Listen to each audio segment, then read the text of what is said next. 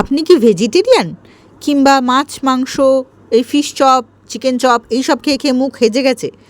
একটা নতুন কোনো স্বাদের খোঁজ করছেন, কিন্তু সেটা পকেটে টান পড়লেও হবে না, আর খুব একটা ঝঞ্ঝাটের রান্নাও হবে না। তাহলে একদম ঠিক জায়গায় এসছেন। আজকে বানাবো ছোলার কাবাব। ছোলা বলতে কালা চানা যেটাকে আমরা বলি, একদম রেগুলার যে ছোলা, সেই ছোলার কাবাব। আরে নাম শুনে নাক সিটকে লাভ নেই, এটা বাড়িতে আগে আপনাকে বানাতে হবে।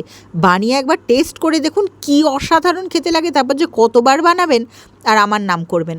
কিচ্ছু না, ছোলাটাকে খুব ভালো করে আগের রাত্রে কিংবা 2-3 ঘন্টা আগে ধুয়ে জলে ভিজিয়ে রেখে দিন। ভিজানো ছোলাটাকে কুকারের মধ্যে হুইসেল দিয়ে সামান্য একটু নুন দিয়ে সেদ্ধ করে নিন। এবার সেদ্ধ করা যে ছোলাটা, সেটাকে জল ছেঁকে তুলে একটু ঠান্ডা হতে দিন।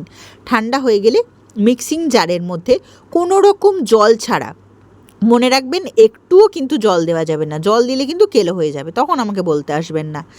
একদম জল ছাড়া ছোলাটাকে গ্রাইন্ড করে নিন। এবার গ্রাইন্ড করে নেওয়া ছোলাটার মধ্যে বেশ কিছুটা পরিমাণে পেঁয়াজ কুচি মিশিয়ে দিন। 1-2 চামচ মতো থেতো করা রসুন দিয়ে দিন, চাইলে রসুন বাটাও দিতে পারেন।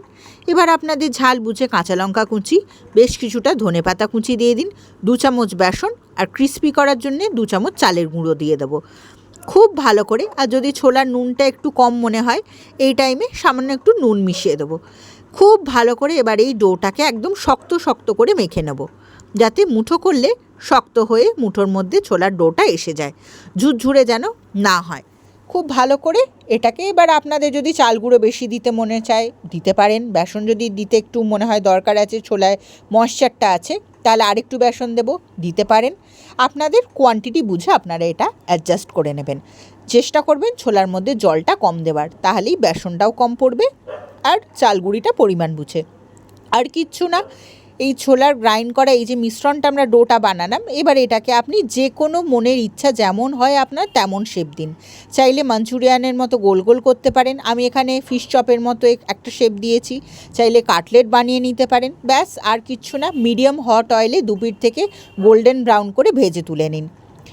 খুব ভালো করে একটু সময় দিয়ে ভাজবেন, যাতে ওপরটা ক্রিস্পি হয়ে যায় আর ভিতরে ছোলাটা মধ্যে এই যে মশলাগুলো মিশিয়েছি সেই মশলাগুলো এসে যায়, রসুনের কাঁচা গন্ধটা চলে যায়।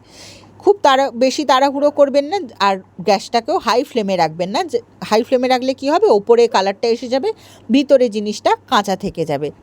সেদ্ধ করা, কিন্তু ওই রসুন এইগুলো হবে না। তো সেই জন্য মিডিয়াম একদম গ্যাসের ফ্লেমটাকে রেখে খুব ভালো করে 2 পিঠ থেকে গোল্ডেন ব্রাউন করে ভেজে নিন। ভাজা হয়ে গেলে এটাকে স্যালাড আর সস দিয়ে পরিবেশন করুন।